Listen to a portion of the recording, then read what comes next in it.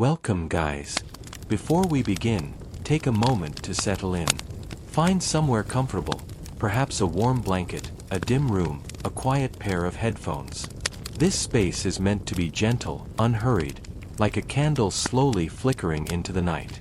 Tonight, we'll drift through the quiet life of a medieval woman, not through battles or kings, but through her steps, her breath, her daily work. The hush of her hands. The calm of her routines. A story told not in glory, but in stillness. As we begin, feel free to let us know, in the comments below, where you're watching from, and what time it is there. It's always comforting to see where this little thread of quiet has reached. Tonight, we drift back to a place where morning arrives not in a rush of alarms and notifications, but gently, like smoke curling from a chimney, or the soft breath of wind through open shutters. Here in the early Middle Ages, a woman begins her day not in grandeur, but in quiet repetition. And it is in this repetition, so easily overlooked, that we find the shape of her world. The village is still asleep, cloaked in the soft darkness just before dawn. The rooftops glisten faintly with frost, and a heavy silence rests over the land, broken only by the occasional creak of timber or a distant owl calling from the woods. Inside one of the low cottages, a woman wakes. She doesn't startle awake. There's no loud sound or sense of urgency. Her waking is gradual, shaped by habit more than alarm.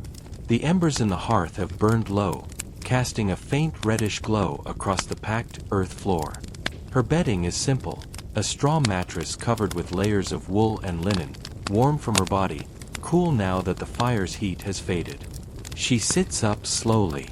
Her body is stiff in the cold, her breath visible in the air. Before she does anything else, she pulls a shawl over her shoulders, hand-woven, scratchy, and comforting. She pauses for a moment, letting her eyes adjust to the faint light, before reaching for the stub of tallow candle on a nearby shelf. The act of lighting the candle is slow and practiced. She picks up a flint and steel, striking them until a spark catches. The wick smokes, flutters, then finally glows with a steady yellow flame. In that small fire, the room changes, shadows shift, colors emerge.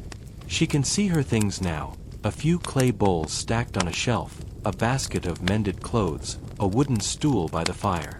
She bends toward the hearth and begins to stir the ashes. With gentle movements, she clears away yesterday's spent coals and feeds in new kindling.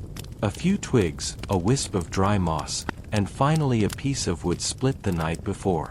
She blows gently, and the fire begins to live again, crackling softly in the stillness. The heat creeps outward, warming her face and hands. She rubs her fingers together to loosen them. Soon she'll need them for the tasks of the morning, kneading dough, milking the goats, sweeping the floor, but not yet. First, she allows herself these few quiet moments by the fire, just watching. Once the fire is strong enough to hold itself, she puts on her shoes, simple leather with thin soles, and steps outside. The air outside is colder still. Her breath comes in puffs, and the grass crunches underfoot with frost. There is no sunrise yet, only a gradual lightening of the sky from deep indigo to smoky blue. She walks a short path to the village well, her wooden bucket swaying gently from her hand. It is quiet, so quiet that her footsteps echo, and every movement seems louder than it is. The well stands between two trees that have already lost their leaves for winter. She lowers the bucket with care, listens to the splash, then begins to draw it up. The rope is damp with dew and smells faintly of moss and mold. She winces slightly from the weight. It's always heavier on cold mornings, but she steadies herself, balances the slushing water, and begins the walk back. Back inside, the cottage is warm again. She pours water into a small pot and places it on the hearth to warm. This water will be used for many things: to rinse her face, to prepare breakfast, to clean a bowl left from last night's supper. Nothing is wasted. She takes a cloth and wipes her face gently. There is no mirror. She knows her face by feel. The lines around her eyes, the coarseness of her skin, the chill at the end of her nose. She wipes down the wooden table next. A few crumbs remain from last night's bread. She brushes them into her hand and into the fire. Then she begins breakfast. A small bag of oats sits near the hearth, and she measures them by handful into the pot. As it heats, she stirs slowly, watching the mixture thicken. She might add a pinch of salt, maybe some milk from the previous day. The smell is comforting, earthy, mild, nourishing. She eats alone this morning. The children are still asleep, and her husband left early to help a neighbor repair a roof. Her spoon scrapes gently against the bowl. She eats slowly, staring into the fire, lost in thought. Her thoughts drift not to ambition or escape, but to the tasks ahead. She'll need to feed the chickens, check the storage cellar for root vegetables, and begin spinning wool before midday. It is not an easy life, but it is hers. And this quiet hour before the rest of the house wakes is a small gift. She hears a stir in the sleeping space behind her. A child turns in bed. She doesn't move right away, just listens, eyes on the flames. Then, gently, she stands, places her empty bowl in the basin, and sets about adding more wood to the fire. The day is beginning now, properly. Outside, the first signs of life begin to stir. A rooster crows. A neighbor's door creaks open.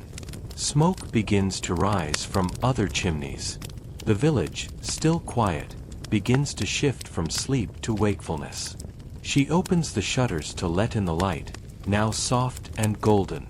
The day will be long, but not without its small joys. A well-timed breeze, a warm loaf of bread, the company of hens and spinning wheel. And as she opens the door to step outside again, the frost crunches anew beneath her feet. The sun, at last, begins to peek over the hills. The hearth was more than a fireplace.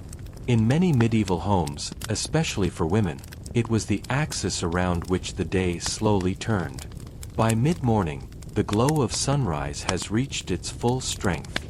Pale golden light filters through the open shutters, landing in soft rectangles across the floor. In the center of the room, the hearth glows steadily. The earlier flickering flames have settled into a low, consistent fire. The pot of porridge has been emptied and rinsed. Now the space is clean, warm, and humming with the quiet rhythm of daily life. She moves about slowly, intentionally. There's no sense of urgency, only a practiced awareness of what needs doing next. She kneels by the hearth again, not to cook this time, but to tidy. Ashes are swept into a clay jar using a broom made of twigs bound with string. The ashes will be saved. Later, they might be used for lye soap or for keeping garden pests at bay. Nothing in this house is wasted. Once the hearth is cleared, she turns her attention to preparing dough for bread. A small wooden kneading trough sits on a bench near the fire, hand-carved, its surface worn smooth by years of use. She mixes coarse ground flour with a little water, some leftover yeast from the last batch, and a pinch of salt. Her hands work the dough with familiarity. It's not a chore, not exactly. The rhythm is almost meditative. Press, fold, turn. The dough resists at first, then yields, becoming smooth and elastic under her touch. The smell of raw flour mingles with the warmth of the fire and the faint lingering scent of smoke. She hums softly to herself, a tune she's known since girlhood. When the dough is ready, she wraps it in cloth and places it near the hearth to rise. This will take some time. In the quiet, she turns her attention to mending clothes. From a woven basket, she pulls a woolen tunic that has torn at the shoulder seam. It belongs to her eldest son. The cloth is thick and heavy, woven by hand seasons ago. She threads a needle with undyed wool and begins the repair. There's a sense of care in every stitch. Not perfection, this is not noble embroidery, but practicality. The kind of mending that keeps a garment usable for another season, or another year. Her fingers are skilled but calloused, her back slightly curved as she leans into the task. From the hearth, warmth radiates across her legs. Outside, she hears the sound of a distant bell, perhaps from the village church. It marks mid-morning. She does not stop. Her hands move steadily, guided by habit and need. Occasionally, she glances toward the rising dough. It rests beneath a linen cloth, slowly lifting. She checks its progress by feel, gently pressing the surface with a fingertip. Still a bit more time. In the meantime, she refills the water basin from the bucket she fetched earlier. Some of this water will be warmed for washing, a simple act, but essential. She places a smaller pot near the fire, watching as steam begins to curl upward. The air smells faintly of wood ash and warm linen. While she waits for the water to heat, she sits near the fire and rests her hands. There is a kind of serenity here, a still point in her mourning. The house is not silent, exactly, but filled with soft sounds, the fire crackling, the bubbling of a pot, the low creak of wooden beams settling in the sun. Once the water is warm, she uses it to wipe down surfaces, first the table, then the wooden bowl where she will shape the bread. Everything is done slowly, with intention. The wood is darkened with age and use. As she works, she softly sings, a lullaby from her childhood, barely louder than the fire. Now the dough is ready. She turns it onto a floured board and begins shaping loaves. Each is rounded carefully, smoothed along the edges. She presses a small emblem into the top of each, a symbol unique to her household. These loaves will go to the communal bakehouse later, and each family marks their bread to recognize it after baking. She places them on a board, covers them again, and sets them aside. They'll be delivered around midday. For now, her work continues. By now the sun has moved higher, casting strong beams through the shuttered windows. She opens them wider, letting in the fresh air. The smell of damp earth and wood smoke drifts in. Outside, chickens peck at the soil. Somewhere, a child laughs. The world is quietly waking into full activity. She takes a break at the hearth, sipping from a clay cup of small beer or warm spiced milk. Her back aches slightly. She is not old, but she has worked every day of her life. She leans back against the wall and closes her eyes, if only for a minute. In these moments, there is no need for grand reflection, only a soft awareness of her place in the world, part of a rhythm older than kings and castles. A life held together not by history books, but by thread and dough and firelight. The fire still burns low, steady. She checks it once more, adding a small log. It responds with a soft crackle. Beside it, her tools are in place. The spindle for spinning wool, the worn brush for sweeping ash, a carved wooden spoon resting on a clay dish. Each item is modest, but meaningful, familiar. She returns to her spinning wheel and begins to work the wool she carded the day before. The spindle turns slowly, the thread wrapping neatly. Her fingers move with memory, not thought. This is how cloth is born, one thread at a time, in silence and stillness. The warmth of the hearth lingers behind her as she steps outside into the quiet morning air. The village is now awake, though gently so. It's not bustling or busy, not yet. There is no rush in this world, only rhythm. The sun hangs low but steady, casting soft light across thatched rooftops and narrow footpaths worn smooth by generations of feet. The woman closes her door behind her and tucks her shawl more tightly around her shoulders. The breeze carries the scent of damp earth, wood smoke, and somewhere in the distance, the sweet tang of brewing ale. It's a market day, or close to one. She's not going far, just to the well and perhaps to visit a neighbor.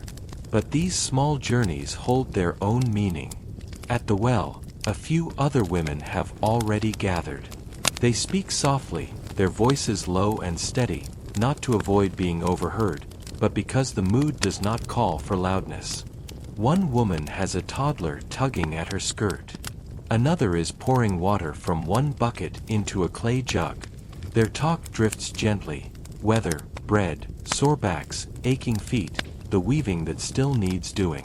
There is laughter, but it's not sharp or quick. It rolls like river stones.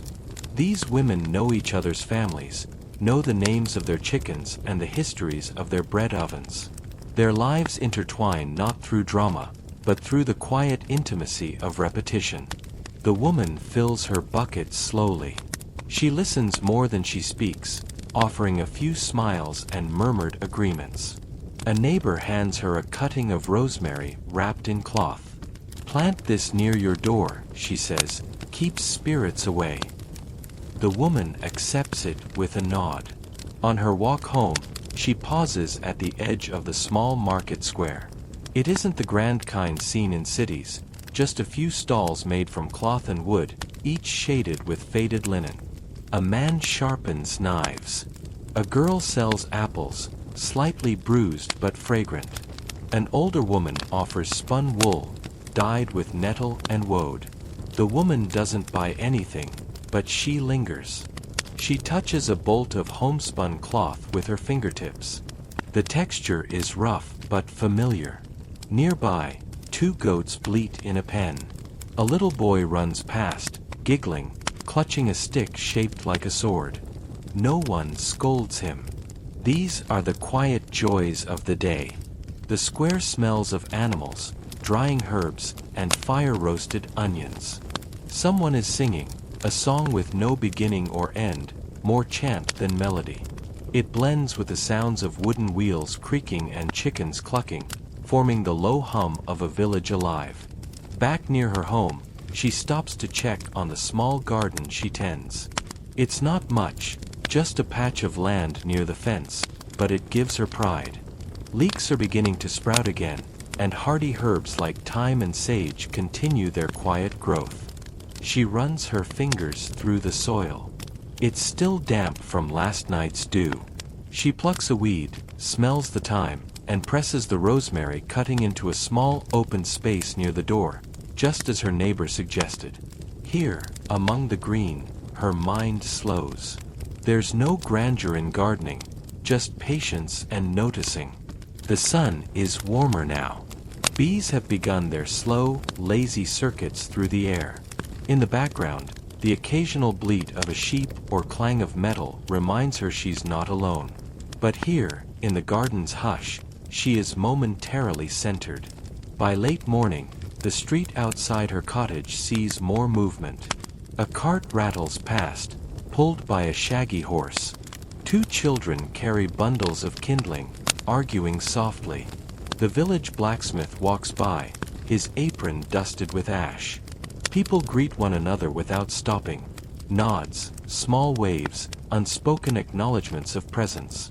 From across the road, a woman about her age calls out softly, "Do you still have that old comb I lent you?" Our woman nods, disappearing into the house to fetch it. She returns and places it in the other's hand, wooden, smoothed from use. No words are needed. There is trust here, built through years of lending and borrowing, stitching and sharing, grieving and rejoicing together. The women sit outside for a while, mending together. Threads tangle occasionally. They speak about cabbage yields and the stubbornness of goats. The sky is cloudless now. A breeze stirs the drying laundry on a nearby line. Somewhere, bread is being sliced. Time passes differently in a village. There are no clocks, only sun positions, hunger pangs, and the ringing of church bells. By the time the bells chime for midday prayer, most women are beginning to think about the next meal. Bread is retrieved from the bakehouse, marked with each family's unique symbol. The woman walks with her loaf wrapped in cloth. Its crust is cracked just right. She breaks off a piece as she walks, eating it warm and slow. It tastes of earth and fire, and of the many hands that shaped it. She passes a group of children playing with stones arranged in a circle. One of them drops a small linen doll, hand-stitched and stuffed with straw. She picks it up, dusts it off, and returns it with a kind smile. The child thanks her with a wide grin, then runs off, hair flying. She returns home slowly, passing the well again, now quiet. Most of the women have gone to tend to their own hearths. The square is less lively, and the market stalls are folding. The earlier chatter has faded, leaving only the wind in the trees and the low sounds of animals settling in the shade. Back inside, her cottage feels different. Still warm from the morning fire, but cooler now. She sets the loaf down, brushes off her skirt, and sits again near the hearth. Not to work this time, but to rest. Outside, the world continues. Inside, it is still. She sips from her cup and watches the fire. Another day unfolding, unremarkable to those who study history in great strokes. But to her, and to the quiet rhythm of village life, it is everything. By early afternoon, the light has softened again, no longer sharp but golden and diffused, stretching long through the open shutters. The warmth of midday has passed, and with the bread eaten and the small errands complete, the woman returns to quieter tasks, those that require still hands, patient breath, and a focused mind. Inside the cottage, the world feels hushed. Dust dances in the sunlight. A kettle hangs from the hearth hook, its water gently simmering, not for cooking now, but for dyeing. She has gathered dried onion skins, a handful of nettles, and a small jar of fermented mordant, used to help the color take hold. Today's goal is soft, a yellowish tint, to color will she spun earlier in the week. She places the nettles and skins into the pot, then stirs them with a stick, watching as the water clouds, then darkens. The smell is earthy and slightly sharp. She doesn't rush. The fire must remain low, the pot mustn't boil. Dyeing is an act of patience. While the dye steeps, she returns to her basket of wool. The fibers were cleaned days ago, washed in warm water and left to dry on a flat board near the hearth. Now she begins to card them again, pulling them between two flat paddles covered with wire bristles. Her movements are rhythmic: draw, press, lift. The wool fluffs and straightens, becoming ready for spinning. The act is both methodical and soothing. Carding will has a way of quieting the mind, letting thoughts drift in and out like smoke from the chimney. Outside, the breeze has picked up slightly. She hears the rustling of leaves against the shutters and the low chime of a neighbor's bell for the afternoon service. She does not go. It is not her turn to attend. Instead, she continues to prepare her wool, adding small neat bundles to a clay bowl beside her. When enough has been prepared, she takes out her spindle. It's a simple drop spindle, wooden, with a stone or clay whorl at the bottom. She tucks a piece of roving under her arm, draws out a thin length, and lets the spindle fall, spinning it gently. The wool twists into thread as if by magic. She continues this motion over and over, drawing and spinning, winding and releasing. The spindle hums faintly as it spins. She rarely looks down. Her fingers know this task. Her thoughts roam freely now, wandering toward memories and musings. She remembers her mother teaching her this, how they would sit by the fire as the days grew shorter, spinning enough thread to last the winter. She remembers songs hummed under breath, stories passed between generations not through books, but through hands in motion. The dye is ready now. She carefully lifts the pot from the fire using a hook, sets it onto a flat board, and gently lowers the skeins of wool into the mixture. The yarn sinks, bubbles rise, and slowly the color begins to seep in. Not bright yellow, never bright, but muted and warm, like old parchment or summer hay. She stirs occasionally with a stick, careful not to tangle the threads. The smell is stronger now, herbal, slightly bitter. She doesn't mind. It reminds her of the land, of the fields beyond the village where these nettles once grew. After some time, she removes the skeins, rinses them with cold water in a basin, then hangs them near the window to dry. The sunlight catches the damp threads, making them shimmer faintly. Each strand holds hours of labor, of waiting and watching, of thought and memory. With the yarn drying, she allows herself a break. She sits back on the stool and reaches for her embroidery frame. It is a circular wooden hoop, stretched with linen. The pattern she works on is modest, leaves and vines, perhaps a small bird if time allows. She threads a needle with dyed thread, not the yellow but a pale green from earlier in the season. Her stitches are small, precise. She does not rush. Embroidery is not a job. It is a quiet companion, something to do with her hands while her mind rests. The image grows slowly. A leaf, a vine, another leaf. Each stitch holds her attention, like a breath drawn and released. She hums again, another old tune. The kind of song that lives in fingers more than voices. Occasionally, she glances up to the window.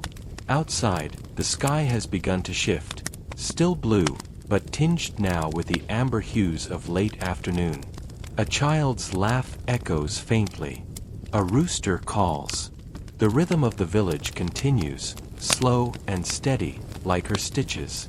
The embroidery grows. She isn't in a hurry to finish. These are the hours she treasures most. Neither work nor rest, but something in between. A time to be present, with her hands occupied and her thoughts floating gently in and out. She considers what thread she'll spin next. Perhaps she'll try to trade for a small amount of madder root this autumn, enough for a red dye. She's always liked the deeper colors, the ones that don't demand attention but stay in the mind, like old songs. After some time, she sets her embroidery aside and begins to prepare the evening hearth. The fire is lower now, in need of feeding. She places 2 dry logs gently across the embers. They catch with a soft whoosh. The flames rise, casting flickers across the cottage walls. She takes the kettle from its hook and pours the remaining dye water outside. Not into the garden, it's too strong, but near the edge of the yard, where the roots can drink it slowly. Then she returns to sweep the hearthstone, tidy the threads, and fold her wool. Each item is returned to its place. The spindle, the scissors, the dye pot, the carding brushes. There is no rush, no noise. Just quiet order. The sun has almost slipped behind the trees now. Shadows grow long across the cottage floor. The dyed yarn by the window has begun to dry, its color soft but steady. Another thread added to the tapestry of her days. The wheel of the year turns quietly in a medieval village. Seasons pass not with fanfare, but with small, repeated rituals. The flowering of hawthorn, the shift in birdsong, the way the earth softens or stiffens beneath one's feet. Today, it is spring, May Day, perhaps, or the first clear warm afternoon after a long spell of cold. The woman walks down the village path barefoot. The ground is soft beneath her heels, the scent of damp grass and blooming herbs rising like steam. Her shawl is loosened, her sleeves rolled, her hands stained faintly with the green of fresh nettles. She is not alone. Others are out too, women and children mostly, gathering wildflowers and weaving them into garlands. Daisies, violets, marigolds, and strands of creeping thyme. It's not a task given by any official, it's simply what they do, every year, as the land breathes awake again. She ties a few strands of ivy into a loop, then adds flowers slowly, humming under her breath. By midday, the villagers have gathered near the central oak, a tree older than memory. Its limbs stretch wide over the green, and beneath it stands a worn stone bench, moss-covered and leaning. The women hang their garlands on the low branches, or drape them around their shoulders. Children dance in uneven circles. Someone plucks at a lute, hesitantly at first, then with confidence. The tune is simple, a melody older than names. It drifts on the air, joined soon by a wooden flute and the rhythmic beat of a tambour. There is no stage, no separation between watchers and players. Everyone participates. Some clap gently, some hum along, some only smile and watch. The woman stands beside her neighbors, chewing a sliver of herb-wrapped cheese passed down the row. It tastes faintly of mint and wood smoke. As the sun rises higher, cloths are laid out on the grass. From baskets come simple foods, dark bread, soft cheese, pickled roots, boiled eggs, and honey cakes wrapped in linen. A jug of watered ale is passed hand to hand, each person taking only a sip before moving it on. The woman sits with a group of older women, laughing quietly, trading seeds for herbs or small beads for ribbon. A girl approaches shyly and offers her a flower crown. She accepts it with a gentle smile, placing it over her braid. These are not grand festivals. There are no banners, no performances, no proclamations. Just people gathered on common ground, offering what they have, and enjoying the slow warmth of shared time. Later, the music resumes, and with it, a gentle round dance. The woman joins in, tentatively at first, then with more ease. The circle turns, not perfectly, but harmoniously. Feet shuffle in grass. Hands clasp and release. A child giggles too loudly and falls. Everyone laughs softly and pulls her back up. The dance is not about performance. It's about motion, connection, and tradition. Each step echoes the ones taken years before, by mothers and grandmothers and great-grandmothers. The grass beneath them remembers each one. After the dance, she walks slowly among the hedgerows, gathering a few more herbs to press between pages at home. Rue, lemon balm, a sprig of elderflower. These will be dried for tea, for healing, for scent. She picks each one with care, whispering thanks under her breath. Seasons change not just through planting and harvest, but through these small communal pauses. In summer, there is a different gathering. Fewer flowers now, more fruit and sun-dried grain. The woman walks to the fields for the Lammas celebration, first harvest. This time the air smells of wheat dust and sun-warmed leather. She carries a basket filled with bread, newly baked with the earliest ground flour. Others bring jam, goat cheese, and dried apples. Together, they offer these to the land in a small circle of stones, then share the rest in a quiet feast. The priest is there, but he says only a few words. Most people listen to the wind instead, or watch bees drifting between stalks. She sits beside her cousin and breaks bread in silence. The crust crumbles, soft and sweet-smelling. This bread is their prayer, silent, nourishing, shared. There is music again, but quieter now. A bowed string instrument hums a slow tune. A group of girls sing verses about the sun and soil. Some of the older women sit on blankets, weaving rushes into mats or crafting corn dollies to bless the hearth. The woman weaves one herself, fingers remembering the pattern. It's not quite even, but it feels right. She ties it with red thread and places it in her lap. She does not think about what season comes next. Winter will arrive when it will. Today is for warm wind, calloused fingers, and the slow, reverent way bread breaks between two hands. As evening falls, the air cools again. Children doze against their mother's arms. The fire is lit, not for spectacle, just for warmth. She sits near it with a few others, watching the flames rather than speaking. The logs crackle. Sparks rise. Someone sings a lullaby, barely louder than the wind. A story is told, not about heroes, but about stars, sheep, and a girl who married a stonecutter. The woman listens, eyes half-lidded, head leaning on her folded arms. The fire glows low. the day softens into memory. Evening arrives slowly in the village, not with sudden shadows, but with a gradual softening. The golden light that colored the afternoon begins to cool. It passes over stone and thatch like a quiet hand, leaving everything touched and a little dimmed. Long shadows stretch across footpaths and fences.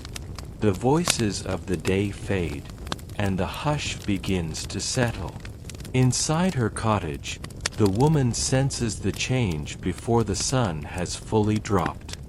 It's in the breeze that begins to slip through the open shutter. It's in the smell, faint wood smoke, mingled with the earth beginning to breathe out the heat it stored during the day. She moves about the home in low light, not yet lighting her candle. Her fingers know every object's place. A bowl here, a folded cloth there. She gathers the few things left from the day's work, the dye pot now cool, the spindle tucked away, the carded wool gathered back into its basket. There is no rush. No more needs to be produced today. The time for labor has passed. Her movements now are slower, not from tiredness alone, but from a shift in purpose. Evening is not for creating, but for preparing, for letting go, for drawing a veil over the day. The bread from earlier still rests in its cloth, and she cuts a small slice with her eating knife. There's no feast, just bread, a bit of soft cheese, and a cup of warm water. She eats sitting near the hearth, where the fire has burned low again. Only the quietest crackle remains. The coals glow like small, steady stars in a dark field of ash. She doesn't chew quickly. She doesn't speak. No one is here but her, and even if others were, there wouldn't be much said now. This hour belongs to silence, or to whispers if needed. Her mind feels thick and soft, like wool not yet spun. She stares into the fire. Its slow, pulsing rhythm matches something in her chest.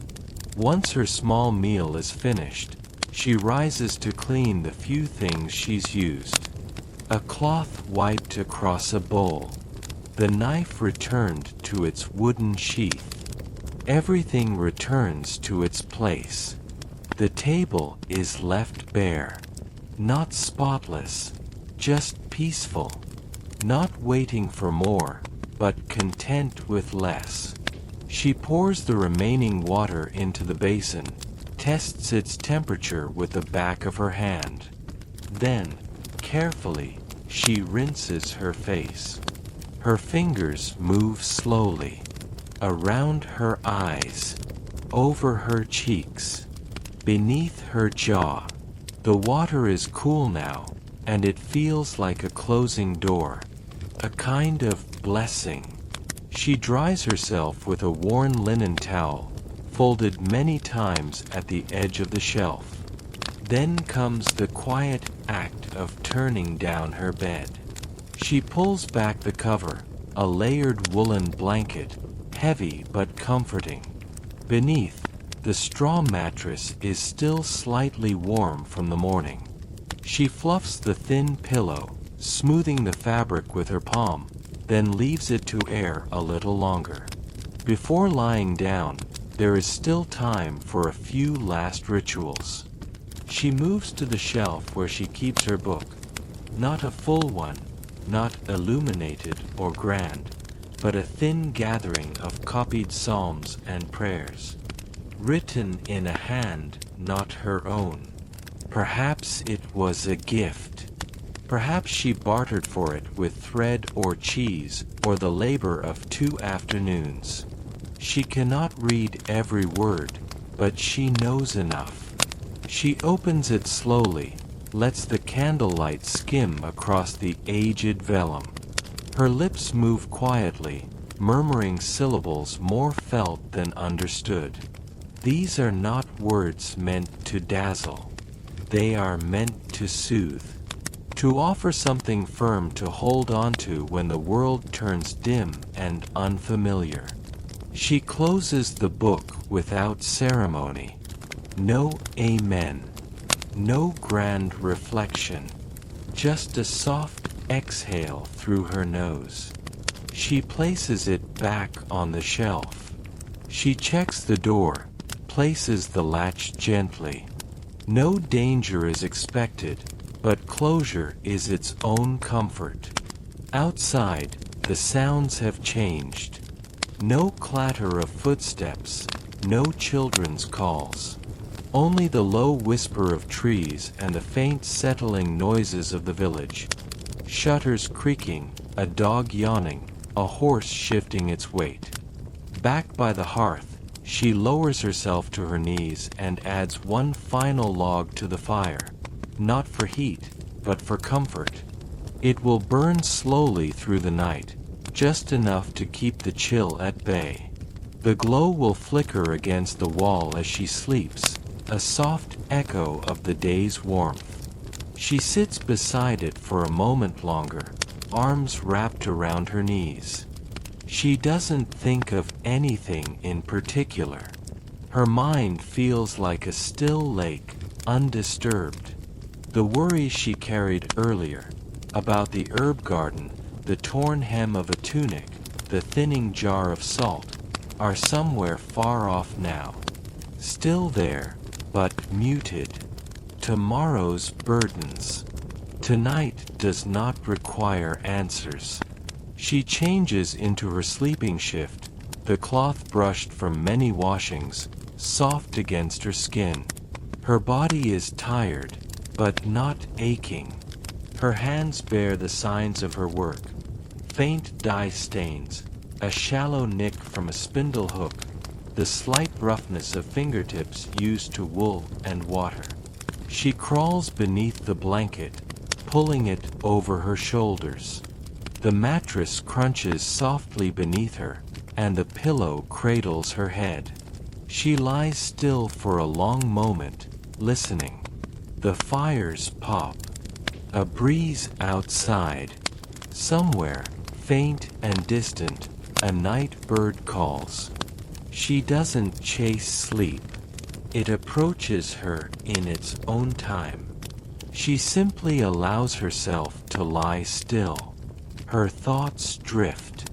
She remembers something from childhood, a time when her mother carried her into the field, wrapped in shawls, to show her the stars. She remembers the smell of straw, the feeling of wool on her cheek, and the way the sky felt impossibly large. She remembers a winter when the snow reached the sill, and they stayed inside for 3 days, making soup from dried beans and telling stories beside the fire. She remembers a spring when her sister braided her hair for the May dance, fingers quick and steady, both of them laughing quietly at how uneven the garlands were that year. She thinks of these things not with longing, but with gentle acceptance. The past is not far from her. It lives in her bones, in her routines, in the way she ties her apron and folds her cloth and smooths her bed. She rolls onto her side, one hand tucked under her cheek. Tomorrow will come. It always does. It will bring new chores, a different kind of weather, the creak of the door hinge, the rhythm of the spinning wheel. Perhaps someone will stop by to trade. Perhaps she'll find time to gather mushrooms or wash the floorboards. Perhaps the cat will visit again, curling near the hearth. But for now, there is only this moment. A single candle, nearly spent, flickering in its holder. A blanket drawn to the chin. A room warmed by fading embers. A breath in, a breath out. Sleep gathers in the corners of the room first, curling up like mist, wrapping around furniture and woven baskets and folded cloths. Then, it climbs gently into the bed, draping over her like a second blanket. And then, softly, without drama or pause, she drifts beneath it. Into the quiet. Into the hush. Into the slow, healing dark of a medieval night. There is a rhythm to how she dresses. It is not hurried. It is not ceremonial.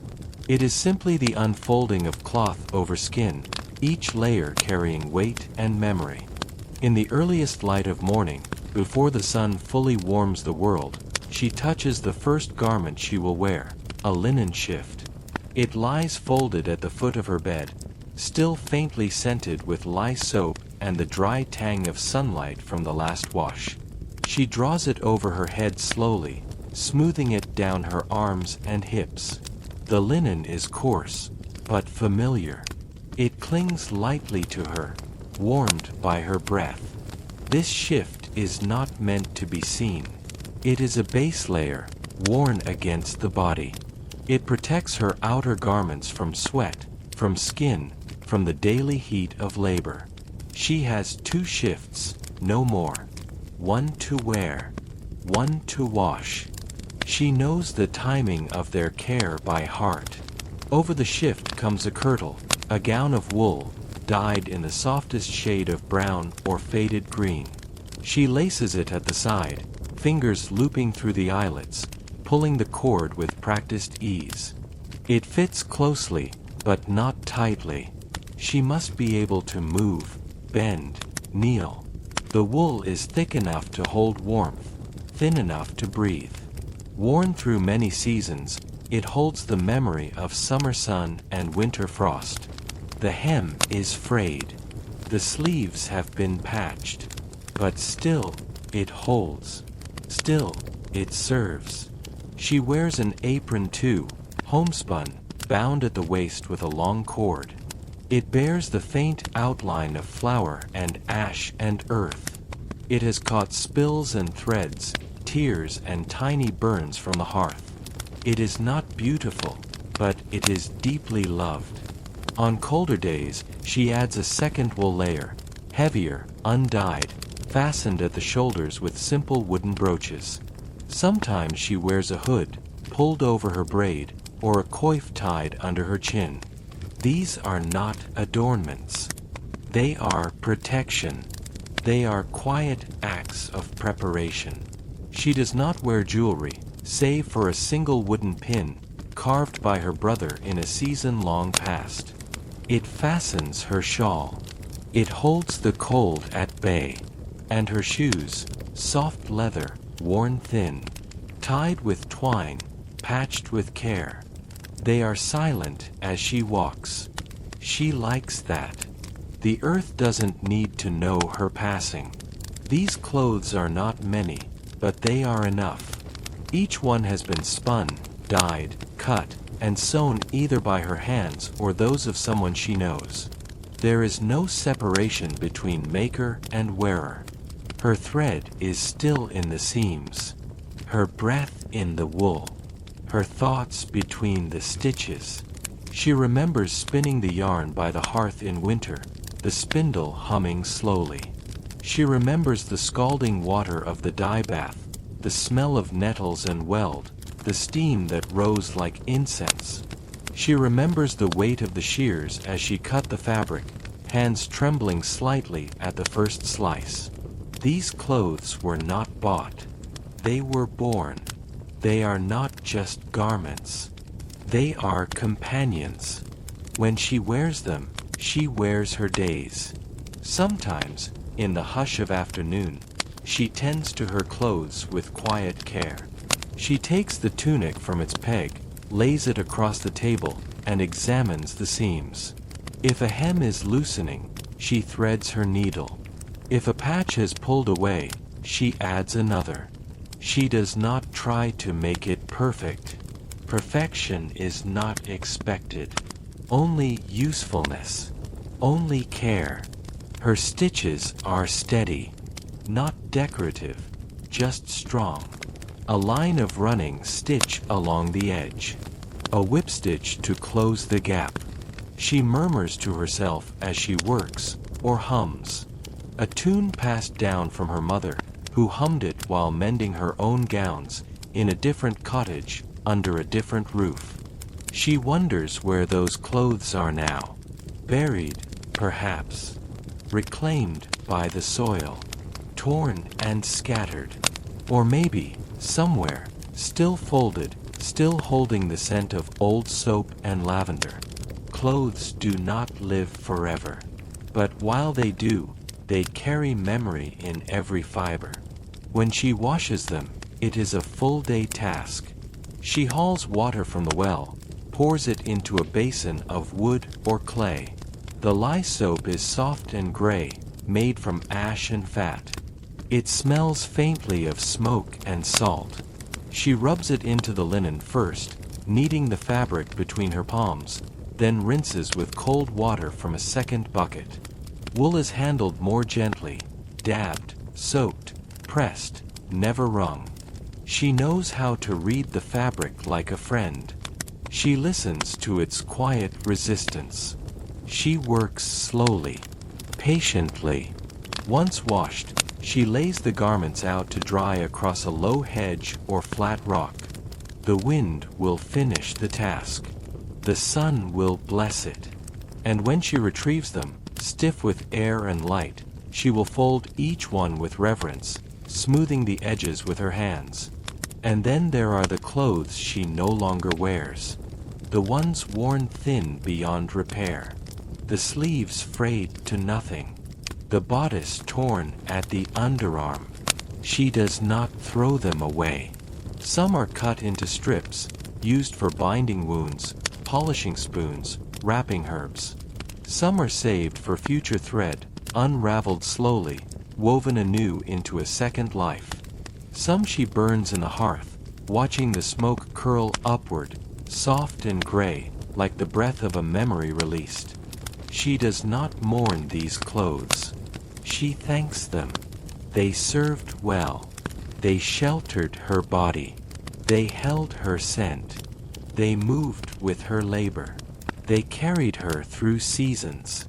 Now, they return to the world. Once a year, if there is cloth enough, she makes something new. Not extravagant. Not colored with rare dyes. Just a fresh shift. Or a new kirtle. Or a shawl. She chooses the fabric carefully, checks the weight in her hands. She lays it out on the floor or table, marks the cut lines with chalk or coal, then begins the long, slow process of assembly. There is no rush. A single garment might take weeks, done in fragments of spare time, after supper, before sunrise, when the house is still and the fire low. But when it's done, when the last stitch is drawn, and the cloth is held up to the light, she feels something warm rise in her chest. Not pride, exactly. Just peace. The peace of creating something lasting.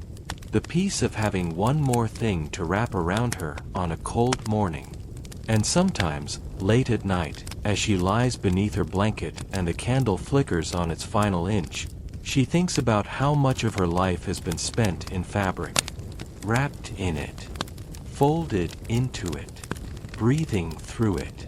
Laboring beside it. She thinks about the cloak that covered her mother's shoulders in winter. The coif her grandmother wore when spinning. The apron she inherited from her sister. The child's tunic she patched 3 times, now folded for the next little one to grow into. Clothing to her is not fashion.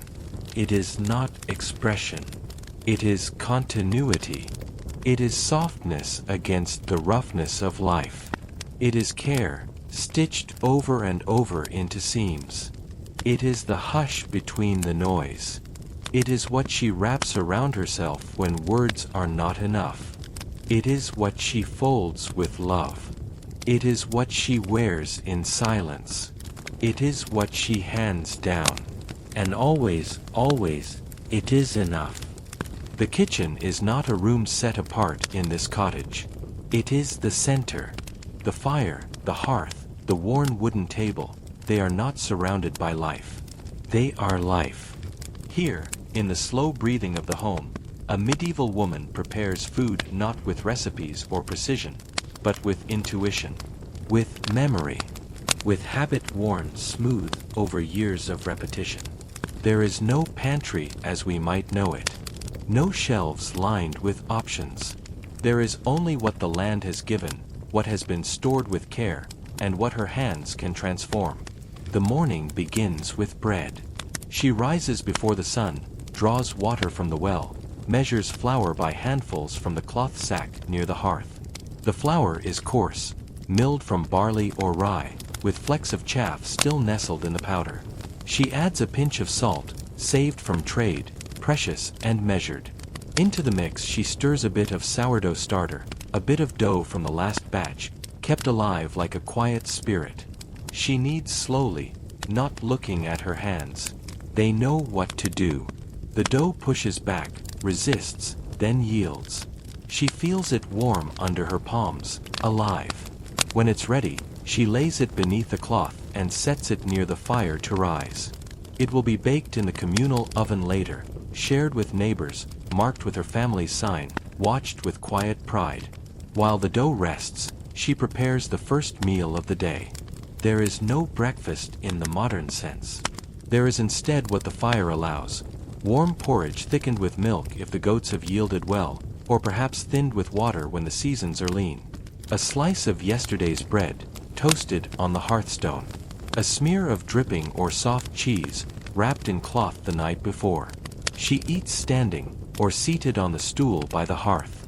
Her thoughts are with the day ahead, not in dread, but in preparation. What must be gathered, what must be preserved, what might be traded. In the warmer months, her kitchen extends beyond walls. She walks the edges of hedgerows and garden beds, seeking wild greens, nettles for soup, sorrel for tang, chickweed to stretch a stew. She picks slowly, inspecting each leaf, pressing stems gently between her fingers. She knows what can nourish and what can heal. The lines between food and medicine blur in her world. A sprig of mint for stomach troubles, fennel to chew between meals, parsley to sweeten the breath. She gathers what she needs into a woven basket, never more than she'll use. Waste is not a word they speak often, because waste is rare. She returns home with her basket full, and the pot ready. A simple broth begins: water, salt, greens, a bit of onion. If there is a bone left over from a feast day, it may go in too. If not, the vegetables stand alone, proud and enough. She stirs with a wooden spoon that has darkened from years of use. The smell rises into the air, green, earthy, grounding. In high summer, meals are fuller. The garden gives back. Beans, turnips, onions, leeks. She roasts what she can in the embers, skewering root vegetables on a stick, brushing them with oil pressed months ago from stored walnuts. There is no butter, not often. It spoils too fast. But sometimes, a soft clump remains from the churn, and it is spread thin on bread, licked from fingers, treasured. Cheese is soft, white, and young. She keeps it wrapped in cloth, salted lightly, set to rest in a cool corner. It must be eaten quickly, before it turns. On good days, she may bake small cakes sweetened with honey or pressed apples, grated and stirred into the dough. These are not everyday foods. These are quiet celebrations, of a neighbor's safe childbirth, of the last harvest, of nothing at all but a fine afternoon. Preservation is constant. She hangs herbs from the rafters: thyme, rosemary, mugwort, and dill. Their scent fills the air, sharp and soothing. They dry slowly, turning crisp and fragrant. She stores them in cloth pouches, ready to flavor soup or steep in hot water for sleep. In summer, she dries apples on woven mats, lays thin-sliced pears near the fire to shrink and curl. She strings mushrooms onto twine, hangs them above the hearth to dry like beads. She fills small crocks with pickled roots, turnips, garlic, onions, soaked in vinegar brewed from wild apples. Preserving is not a task done once and forgotten. It's a seasonal rhythm, a quiet layering of protection against the hunger months.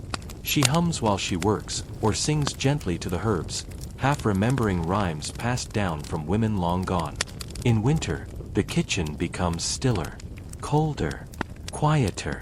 The pots are heavier now, thick with grains, lentils, dried beans soaked overnight. She peels carrots with fingers numb from the morning frost. Her breath shows in the air as she works. On feast days, something different may arrive: a joint of meat, a pie wrapped in lard pastry, a spice cake brought by a cousin from a nearby village. She serves it on her one fine plate, a glazed dish passed down from her mother. It rests in the cupboard most days, wrapped in cloth, safe and waiting. On ordinary days, meals are soft and sparse: pottage, stewed cabbage, porridge. The fire is more precious than the food, not for cooking, but for warmth, for hope. Still, she adds herbs. Still, she stirs with care. Even in scarcity, there is reverence. When others join her, her children, her neighbor, her sister, the kitchen fills not with chatter, but with closeness. The children peel vegetables with blunt knives. The neighbor stirs while she grinds grain with a heavy stone. Her sister, tired from the walk, sits by the hearth and warms her hands. There is no ceremony, only motion, only the slow communion of shared labor, only the comfort of standing close as the fire flickers. She does not cook from instruction. Her learning lives in the body. She knows how long to let the dough rise by the feel of the air. She knows which tea to brew by the sound of a cough. She knows how to stretch a pot of soup across two more mouths. She knows when the cheese has turned, when the lentils are just soft enough, when the broth needs salt. There are no written recipes, only inherited gestures, only memory, passed hand to hand, like a wooden spoon warmed by time. In the quietest hours, long after the day has ended, she sometimes returns to the hearth. Not to cook, not really, but to sit. To listen to the tick of the cooling stones. To sip something warm, spiced milk, perhaps, or water steeped with sage. To hold the bowl in both hands and feel the weight of it. To breathe in the last scent of herbs rising with the steam. She thinks of the meals she has made. The bread she will bake tomorrow. The growing roots tucked beneath the garden's frost. She thinks of how food connects her to the soil, to her ancestors, to the long thread of hands that stirred before hers. She thinks of the way hunger shapes gratitude, and how even the simplest meal, grain, herb, water, can feel sacred when given time. And she knows that tomorrow she will rise again, light the fire again, stir the pot again, because to feed is to care, and to care is to live. The sacred does not reside only in churches. In a medieval woman's world, holiness is woven into the walls of her home, quiet, humble, and deeply felt. Not showy, not distant, just close enough to whisper to. Her faith does not announce itself. It hums gently, like the rustling of herbs hung to dry, or the wind through a shutter cracked open for morning light.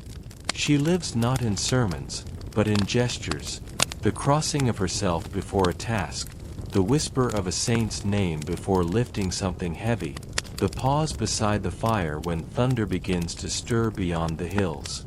She wakes each day with a word of thanks, not aloud, not formal, just a breath, released into the dim morning air. In one corner of her cottage, there is a shelf set aside.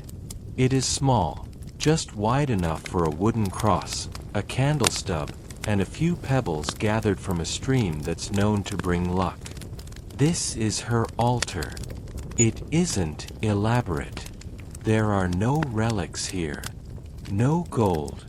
Just cloth, wood, beeswax, and memory. A sprig of dried lavender leans beside the cross. A ribbon from her daughter's first shift is tied in a loop around a nail. A wax seal, faded and cracked, rests in a small bowl, its origin long forgotten, but its presence never questioned. Sometimes she places bread here, or a folded piece of linen, or herbs, not because she expects something in return, but because offering is how she remembers her place in the pattern of things. This altar is not fixed. It changes with the season, with her needs, with the dreams that linger after sleep and the shadows that gather near the edges of the fire. When she prays, it is not in long, lofty words. Her prayers are soft and ordinary. Let the goat kid live. Keep the baby from fever. Let the rain hold off one more day. Her faith is not built from sermons. It is built from soil and wind and the deep hum of persistence. From firelight that keeps returning. From hands that keep working. She knows the names of saints, but mostly remembers how they make her feel. Saint Bridget reminds her of lambs and early spring and the kindness of fresh milk. Saint and feels like warm bread and grandmother's laughter. Saint Mary is for grief, but also for silence. She speaks to them like old friends, not begging, not bargaining, just acknowledging. Help me today, if you're listening. Outside the home, there are other sacred places. The well, the old oak at the field's edge, a certain rock shaped like a crouching hare. These are not marked on any map, but she knows them. She feels them. She does not touch them without asking. Sometimes she leaves a token, a ribbon, a stone, a whisper. When a child is born, she visits the tree. When a fever breaks, she visits the stream. When someone dies, she lights a candle and pours a bit of milk on the earth near the garden's edge. Not because it's required, but because it feels right. Her world is not divided into holy and unholy. It is all connected, all sacred if you listen. The calendar moves with sacred weight. Feast days and fast days mark the year like footsteps through snow. She knows Candlemas not by a date, but by the way the light shifts in late winter, the way it leans golden on the floor at dawn. She knows Lent by the simple meals and quiet voices. She knows Easter not just by prayer, but by eggs appearing again in nests, by daffodils pushing through frost. Saint days carry their own rituals. She may light a fire on St. John's Eve, jump over it with her sisters for luck. She may scatter rosemary under the bed on St. Agnes's Day to invite dreams of future paths. She may sweep the threshold on All Souls to guide friendly spirits away from tangled corners. These are not acts of fear. They are acts of alignment. She listens to the land and aligns herself with its turning. Superstitions are not lesser beliefs to her. They are the grammar of survival. She knows never to whistle after dark, never to sweep toward the door, never to call a sick person by name after midnight. She leaves bread crusts for the little ones, spirits, ancestors, echoes. She knocks 3 times on wood when speaking of death. She salts the doorstep when something feels off. Not because she's afraid, but because these rituals hold the tension of uncertainty. They give shape to the unknown. They remind her that she is part of something bigger, unseen, yes, but present. When illness comes, she brews a tisane and lays a charm at the foot of the bed. A small pouch, salt, rosemary, thread. She speaks no incantations, just places it with care. She believes in both prayer and practice, in both saint and salve. She calls the midwife and also lights a candle. She boils the herbs and also touches the cross. One world does not cancel the other. They overlap. They hold hands. And when death comes, as it always does, it is met not with wailing, but with preparation. She washes the body gently, murmuring psalms she half remembers. She lays rosemary on the chest, ties the hands with a ribbon, covers the eyes with coins or pressed flowers. She sits beside the fire and keeps vigil. Sometimes she sings, not loudly, but enough for the spirit to find the thread. Sometimes she simply rocks, waiting for the silence to settle. Death is not an end in her world. It is a change in shape, a shift in place. Those who go are still near, just beyond the hedge, just beyond the dream. She places a stone in her apron and carries it with her for 9 days. Then, she lays it in the stream. In her quiet faith, nothing is rushed. Miracles are not flashes of light. They are the safe birth, the ripening apple, the fever that breaks at dawn, the candle that does not go out, the voice that returns after being lost. These are holy. These are enough. And in the deepest hours, when the fire burns low and her thoughts drift like smoke, she returns to her altar. She does not kneel. She simply sits. The candle flickers. The ribbon stirs. She whispers nothing. She just listens. To the wood, to the wind, to the long, patient silence that holds her. And she feels it. The presence of the sacred. Not beyond, but here. In the warmth of wool, in the curve of a bowl, in the breath she draws and releases. Winter settles like a breath held too long, not with thunder, not with drama, but with a soft closing of doors and a deep silence that spreads across the land. The days shorten. Shadows fall before supper is done. Frost paints the windows in soft silver, and the wind moves like a whisper through the gaps in stone and timber. In her small cottage, the woman wraps herself in extra wool and listens to the quiet. This is the season of inwardness, the season where breath curls in the air and the body slows, where work still exists, but moves like molasses, measured, deliberate, aware of its own weight. She wakes before dawn as always, but not with urgency. The dark lingers longer now. The candle she lights is not just for guidance, but for comfort. Its flame glows gold against stone walls, reflected in the eyes of the cat curled near the hearth. The fire takes longer to coax in the cold. She kneels beside it, feeds it kindling, breathes on the coals until they stir. The smell of smoke is sharper in winter, more persistent. It clings to wool and hair. It curls into the seams of the day. Mornings are quiet, even when chores begin. The hens must still be fed. The goats still milked, if they've not gone dry.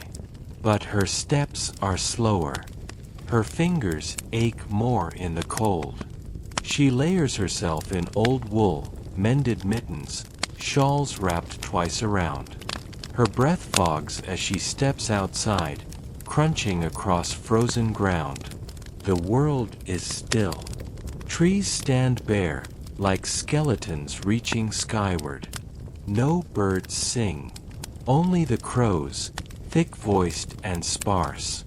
She breaks the ice in the water trough with a stick, feeds the animals from sacks carefully rationed, then returns indoors quickly, stamping warmth back into her feet.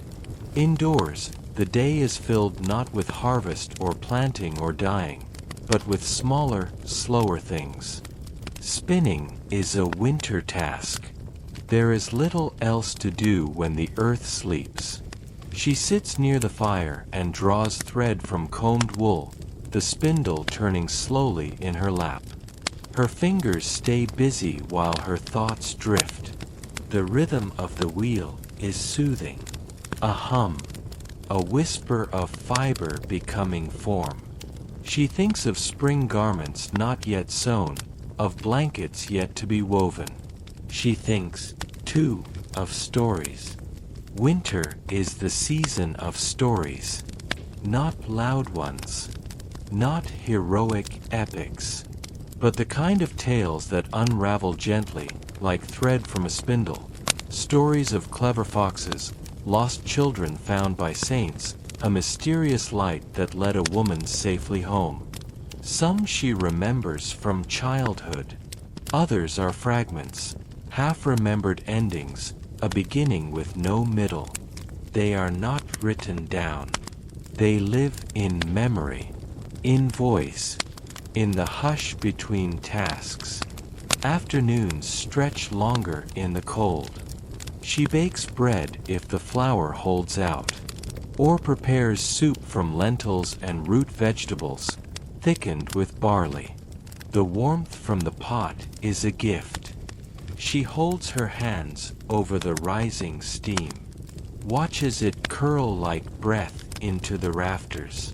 Sometimes she sits and mends a stocking with a hole in the heel, a shawl whose edges have frayed.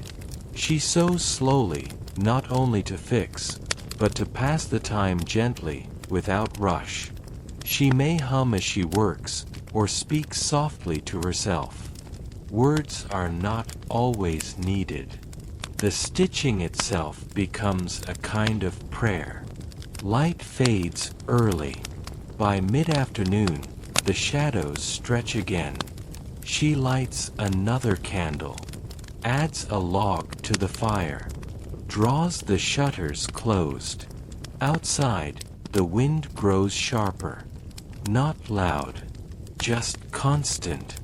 A low hum like a distant voice speaking in a language only the trees can understand. Inside, she wraps another shawl around her shoulders, fills a cup with warm milk steeped in herbs, thyme or sage, sometimes lavender if she has any left. She drinks slowly, cradling the cup in both hands, watching the flame flicker.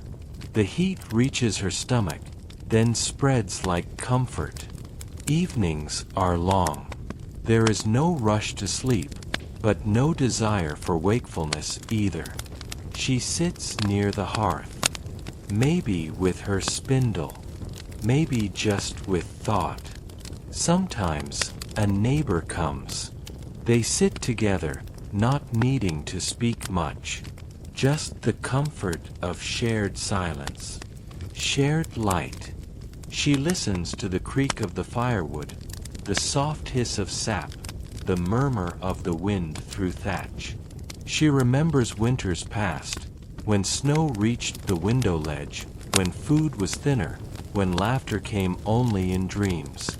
She remembers winters better too, ones filled with song, with company, with new mittens and honey cakes and stories told in chorus. This winter is neither of those. It is in between. Just enough. Just quiet. The cold brings reflection. She thinks of those who are gone, not in sadness, but in closeness. She remembers her mother's voice reciting psalms, the way her sister braided her hair tightly for warmth, the smell of her grandfather's cloak, still faint in the one tucked away on the upper shelf. Winter is a time of the thin veil. She leaves a candle burning for them. Not always. Just some nights.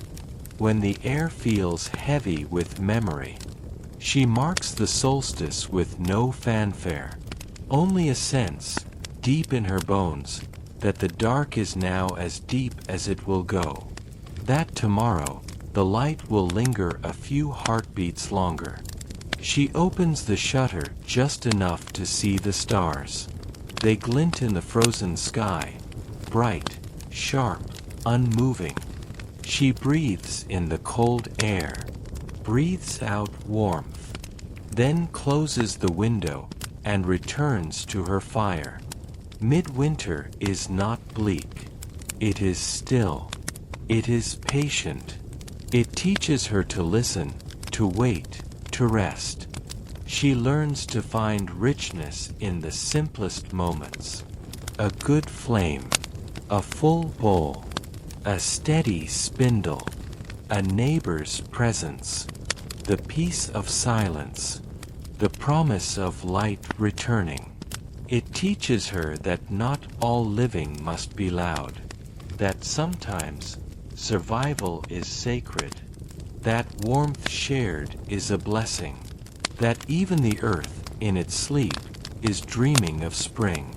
And so is she, wrapped in wool, cradled in shadow, spinning thread and memory in the hush of the longest night.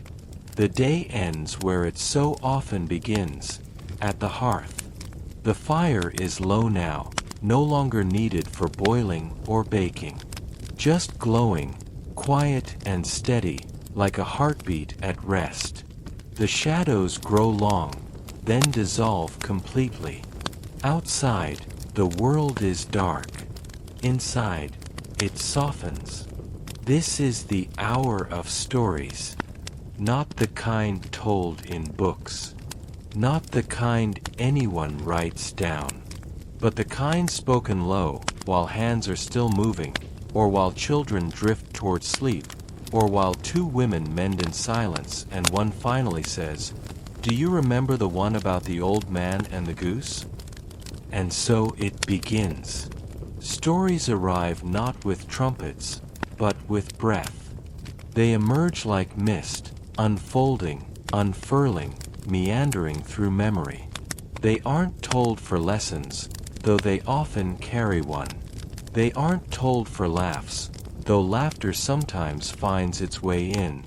They're told because they've always been told. Because the quiet asks for them. Because the fire expects them. She has her favorites. Everyone does. There's the one about the washerwoman who married a fox, and the boy who followed the moon and never came back.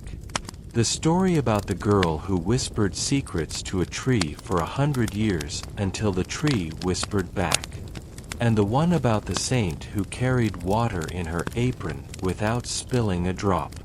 She does not know where these stories came from, only that her mother told them. And her mother before that. And now they live in her, like warm stones in a pocket. Some nights, she tells them aloud. Maybe a child listens, half asleep, thumb curled under their chin. Maybe a neighbor visits, shelling peas into a bowl, nodding softly as the tale unfolds. Maybe no one answers, and she tells it anyway. Speaking to the rafters, to the fire, to the old cat that blinks in the shadows and remembers everything. Her voice is low, almost a hum. She doesn't rush. She lets the story find its own pace. There are long pauses, little loops of detail, moments where she stops mid-sentence, squints into the past, and picks up a different thread. It doesn't matter if she forgets a line. No one minds.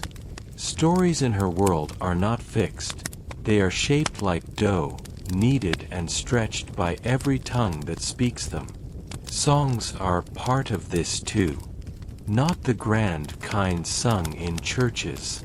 Just fragments. Lullabies. Work chants. blessings murmured between verses. She sings while she spins, while she stirs, while she braids a child's hair. Sometimes the songs have no words, just sounds that feel like memory, rounded syllables shaped by the mouth of the grandmother who first sang them. Sometimes they are prayers, tucked into melody. Sometimes they are spells, though no one calls them that out loud. Sometimes they are comfort, plain and true.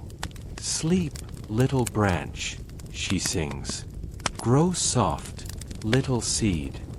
Rest now, the wolf is far.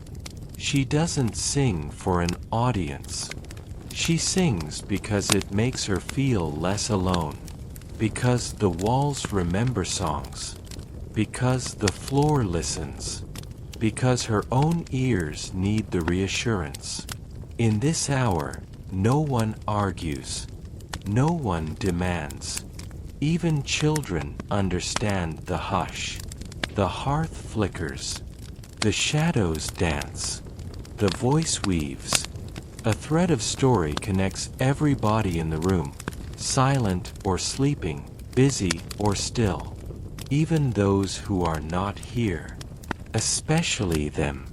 Because stories are also for remembering. She tells one that begins with a river and ends with a flower that only blooms once a year. Her sister used to love that one.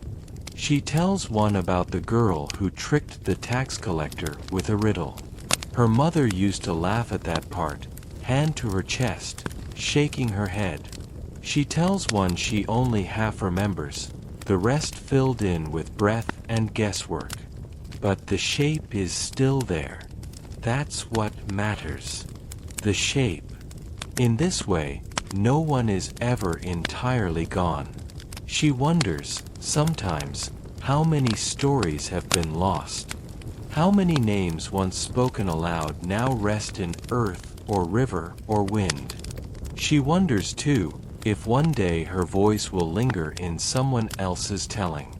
If a child not yet born will repeat a line she's spoken. Will sing a song she once hummed. Will sit in front of a different fire, in a different cottage, and say, "My grandmother told me this one, long ago." The thought comforts her. It makes her speak a little softer. Not out of fear, but out of respect.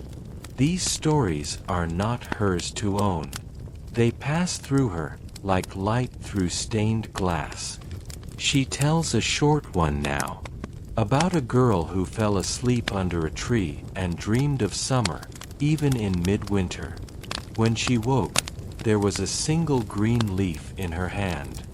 No one else believed her, but she kept the leaf pressed in her prayer book until she was old and blind, and then she gave it to her granddaughter, who planted it, and from it grew a tree that never lost its leaves. The children loved that one. She loves it too. Not because it's clever, but because it feels true. Because sometimes, in the heart of winter, a single green leaf is all you need. The fire is low now. The last log glows red at the core. The story ends, not with a closing line, but with a pause. A breath. A stillness. Everyone understands it's over. No one says so. They simply lean back. Let the quiet settle again. She stretches her legs, pulls the shawl tighter, looks into the fire one last time. No one asks for more. There will be another night. There will always be another night. And as long as there is fire, there will be stories. She does not think of the land as something she owns. It is not hers to control, not something to fence or name. It is a presence, a rhythm, a breathing body she moves through like a familiar room.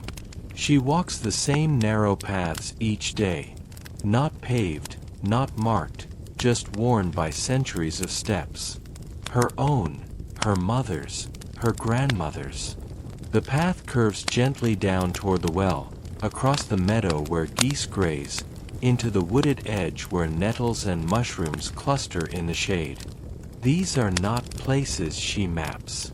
They are places she remembers through her feet, through her breath. The soil tells her where she is. And in every season, it speaks a different language. In spring, the earth softens. She feels it through her shoes, thin-soled and leather-worn.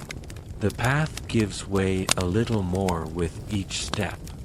Mud gathers in low places. The moss is brighter. The air smells green again, sharp and alive. She breathes it in and knows the thaw is honest, that planting can begin. She kneels in the garden, presses her palm to the soil. It is cold, but no longer hard. Worms rise, the earth cracks gently beneath her fingers. She plants without speaking, without counting.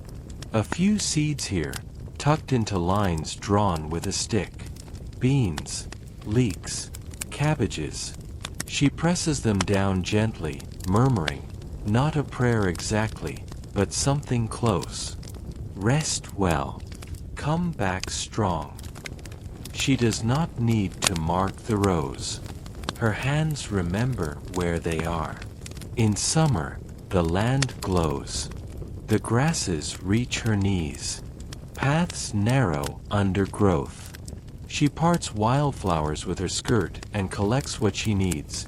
Yarrow for wounds, marjoram for broth, thyme for strength. Bees drone nearby, slow and satisfied. She walks barefoot when she can. She likes the warmth of sun-heated earth beneath her soles. The grit, the dew, the gentle sting of a dry stalk brushing skin. Her feet know the difference between damp meadow and trampled lane, between barnyard and woodland edge. She walks for function, to reach the stream, the neighbor's field, the apple tree near the old fence, but she also walks for presence. For quiet. For rhythm. Sometimes she speaks aloud, just to hear herself in the open. Sometimes she hums. Sometimes she says nothing at all and lets the land speak instead. In autumn, the ground thickens again. The days shorten. The earth smells deeper, richer, like rotting leaves and split wood and last harvests. Her footsteps fall heavier. The paths grow slick with rain. She walks carefully now, testing each slope with her heel. She collects apples, turns them in her palm before picking. They are cool to the touch, slightly damp with fog. Her fingers know which are ready. The wind helps. It drops them one by one, and she gathers them gently, brushing away insects with the sleeve of her kirtle. She thanks the tree, quietly, not as ritual but as habit. Because what feeds her deserves respect. Because the land listens, even in silence. And in winter, the land withdraws. Paths are hidden under frost. Fields rest. The soil locks itself beneath a crust of ice. Her steps leave prints that do not sink. Her breath comes in clouds. Her boots crackle on frozen leaves. She does not walk far. Only to the well. Only to the shed. Only around the edge of the house, to see what the wind has knocked down, what the night has scattered. Even now, the land speaks. Just more softly. Just in whispers. A single robin on a bare branch. A patch of lichen newly green. A fox's track, disappearing beneath the hedge. She does not walk alone. Even when no one is beside her, she walks with memory. Each stone holds a moment. Each bend in the path has a story. There, her child fell and scraped a knee. There, her sister laughed so hard she dropped the eggs. There, her mother stopped to catch her breath and said nothing, just looked at the sky. These are not landmarks anyone else would notice. But she knows them. They are stitched into her body like old songs. When she is tired, the earth holds her. She sits on a low stump near the edge of the wood. Not for a task, not for gathering, just to sit. To let her spine relax. To feel the breeze through her sleeves. To hear the layered quiet, bird song, leaf rustle, a distant bleat from the fields. She presses her bare palm to the ground beside her. Feels the low pulse of warmth even through the chill. The land is always there. Not judging. Not changing quickly. Just there. A presence larger than her worries. In grief, she walks. Not to flee, not to distract, but to move the pain through her limbs. After her mother died, she walked every path she knew. Each one twice. She passed the chapel and the market, the stream and the hollow.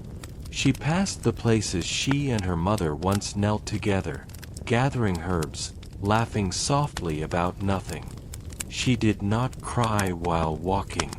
Only after, when she returned home, when the earth no longer cradled her steps. That's when the sorrow came. Like rain after a long dry wind. She does not name the land. There are no signs here. No ownership. No borders drawn in chalk or ink. She simply calls things what they are. The path to the well. The place where the hares gather. The tree with the hollow where the owl lives. The lane that floods in spring. The slope where the snow melts last. It is enough. The land is not hers. She is part of it. Sometimes, in the very early morning, she walks alone before others have stirred. She carries nothing, says nothing, just listens. Her feet touch the dew-wet ground, and her body follows. This is when she feels most present, most whole. The land does not ask her to be anything. Not strong, not wise, not needed, just there. One small moving thing among many. She watches the way light moves across the fields. The way shadows shift with the tilt of the season. The way fog hugs the hollows. She knows where mushrooms will rise after rain, where frost will settle first, where the snow will linger even after the sun returns. She doesn't write it down. She doesn't need to. The land teaches by repetition, by patience, by trust. Even when she grows old, her feet remember. When her knees stiffen, her back bends, and her breath comes shorter, still she walks. Not far, not fast, but still. She leans on a stick carved from elder wood. Her steps are slower, but no less sure. Each footfall is a quiet hello, a thank you, a prayer. She dreams of the land. In sleep, she walks through spring meadows and winter woods. Sometimes alone, sometimes not. Sometimes she walks hand in hand with someone who is gone. They do not speak. They do not need to. The path goes on, and she walks it. Even in dreams. The land beneath her feet is not just ground.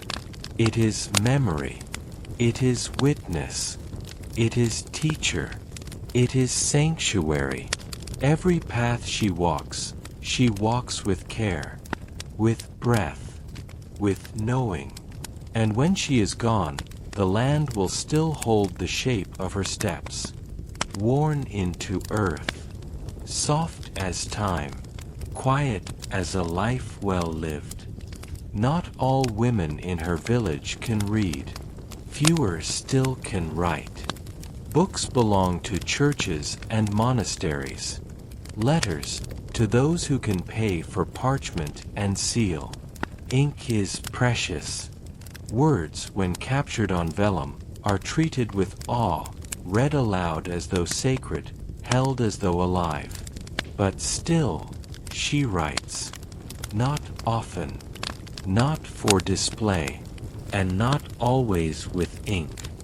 Her writing is quiet, gentle, personal, more gesture than message, more ritual than record. It begins with remembering. She remembers her name, not the one spoken by others, but the one she once tried to scratch into a smooth stone near the river. A name learned by ear, shaped by sound, but slowly learned in shape too, letter by letter, traced carefully by a friend who once visited from the manor house. She'd watched, eyes wide, as the friend wrote her own name with a charcoal stick. Letters shaped with confidence.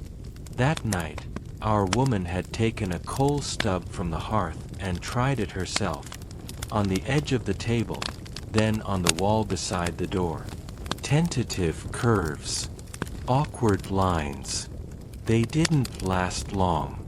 The rain took the wall. The fire took the table. But still, the shape of the letters lingered, like echoes pressed into her fingers. She does not own a book, but she keeps a scrap of parchment, stained and fraying at the edge, tucked between two slats of the cottage wall. It holds a single psalm, copied carefully, perhaps given by a traveling priest, or traded for thread years ago. She cannot read it all, but she knows what it says. She knows the shape of the first line. She touches the letters gently, the way someone might trace a face long gone. It is not the words alone that matter. It is the presence of them, the way they hold space for memory. Sometimes she writes symbols. A cross marked in flour before kneading the bread. 3 dots drawn in ash above the door at Epiphany. A circle pressed into the garden soil around the first sprouting herbs. These are not spells, though they might be. They are not instructions, though they carry meaning. They are gestures, writing not with ink, but with intention. Marking space. Claiming quiet protection. Remembering.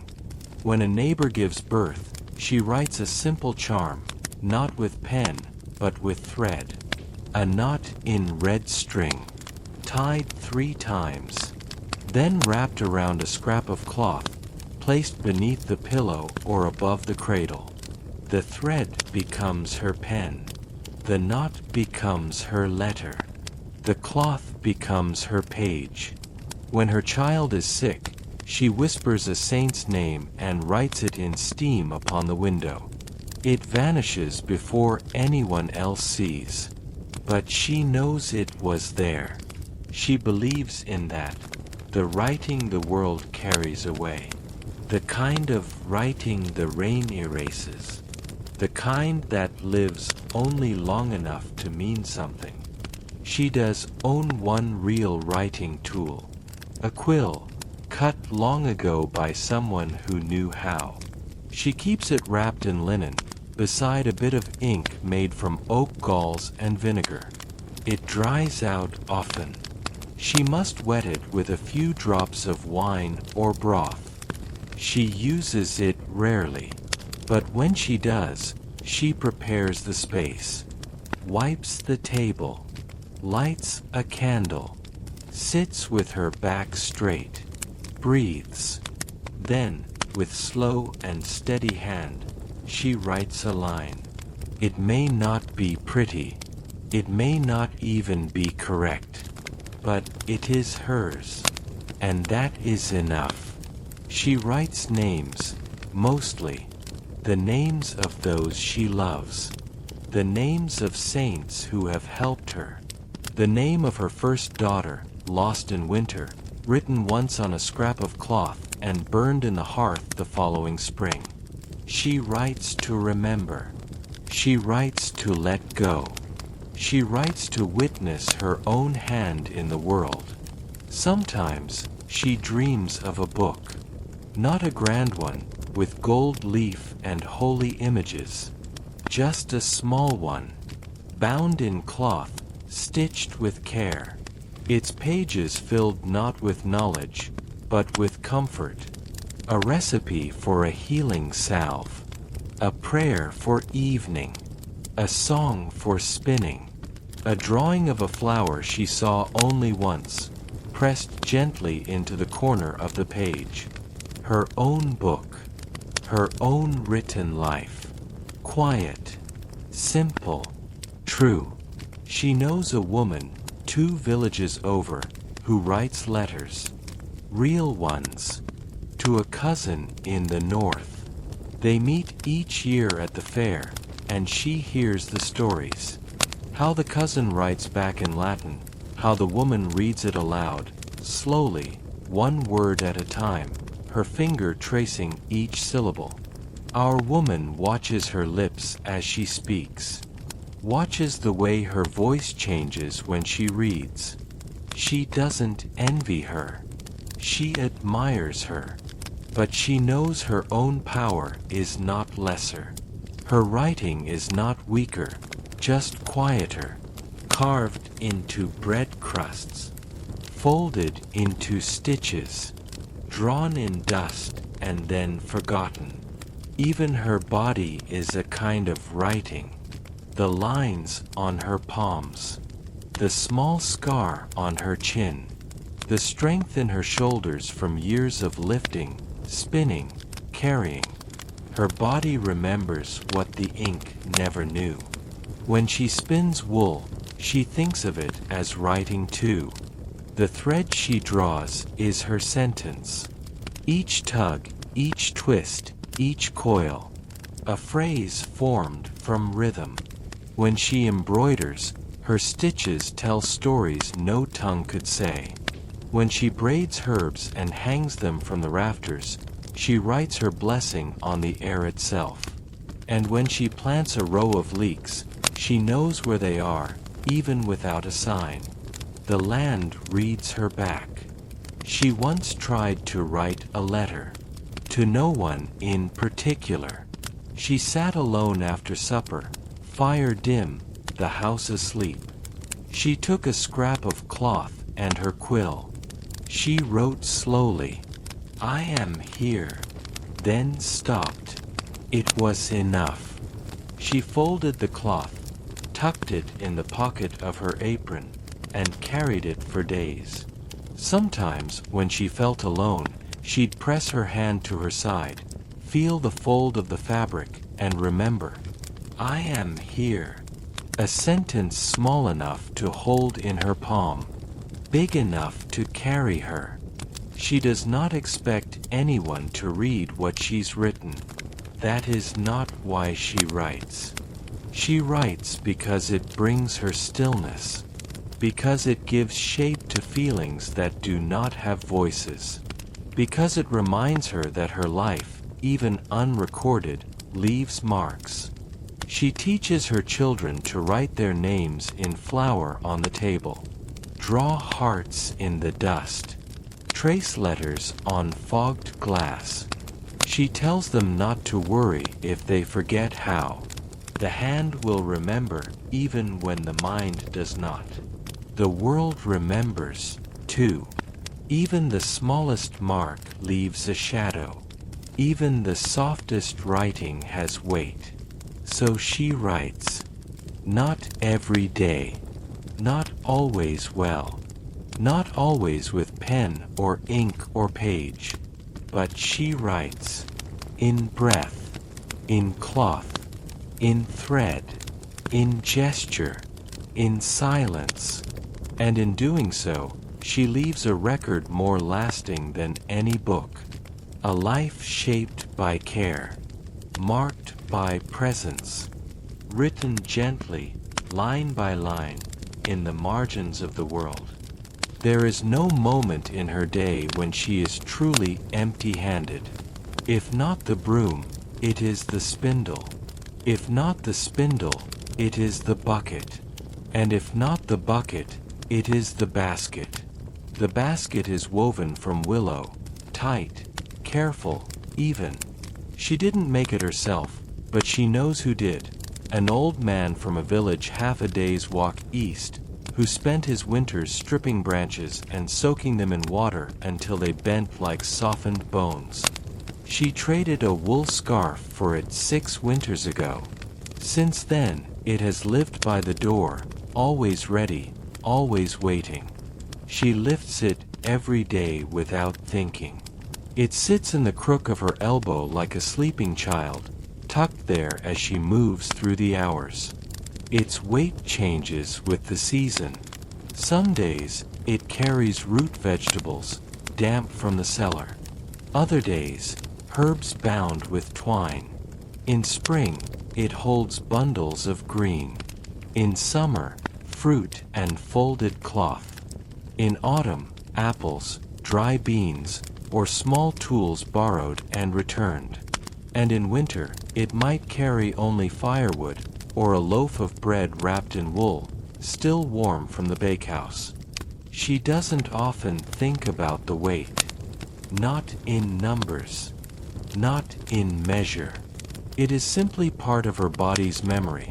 The quiet lean of her shoulder, the adjustment of fingers, the shift in her hip to balance what she bears. What she carries is never for show. There is no decoration here. No embroidery, no ribbon, no polished wood. Just willow. Just use. Just a curve that fits her side because it has been pressed there for years. The basket begins her day. Before the sun climbs above the edge of the hills, she steps outside, breath puffing into the cold, and picks up the basket. Into it go the eggshells from yesterday's meal, the husks from peas, the stems too bitter for cooking. She carries them past the garden fence to the compost heap, her feet silent in the frost. The path is worn smooth. She could walk it with her eyes closed. On the way back, the basket holds weeds pulled from the garden path. Then herbs. Then a handful of kindling. Then the soft sound of chickens shifting in straw, and one warm egg nestled among them. She places it gently inside, cushioned in the corner. By mid-morning, the basket may be full of cloth. Tunics with torn seams. A child's coif that needs restitching. A shawl to deliver to her sister. The cloth breathes. It smells faintly of ash and wool and wind. She carries it on her hip, walks slowly. She stops to speak to her neighbor, and when she does, the basket is part of her posture, her story. She gestures with her free hand. The other never lets go. Later, she fills it with apples from the far tree. The one that doesn't bear much, but whose fruit is sweeter, if small. She picks with care. Some are bruised. Some are perfect. Some fall before her hand even reaches them. She places them gently, layering cloth between each handful so they won't bruise one another. When the basket is full, she adjusts the strap and breathes deeply, the scent of fruit mixing with the dry crispness of fallen leaves. In the early afternoon, it becomes her harvest bowl. Carrots pulled from dark earth. Leeks with their long green tops. Potatoes that cling to soil. She fills the basket slowly, patting each vegetable clean with her apron before setting it in place. By the time she's done, her arms are tired. The basket bites slightly into her forearm. She says nothing. She simply lifts it, readjusts her grip, and heads home. Evening changes the basket again. Now it carries mending tools, or a few pieces of bread wrapped in linen, or a pouch of dried herbs to deliver across the lane, or maybe just a warm cloth to place on her neighbor's sore back. The basket holds all of it without question, without judgment. Sometimes she wonders how many things the basket has carried. If it remembers. If the creak of its willow ribs is a kind of memory. Sometimes she sees marks left behind, a faint red from berries crushed in summer, a line of blue from the time she carried wool dyed with woad, a worn patch where the handle rubs against her side.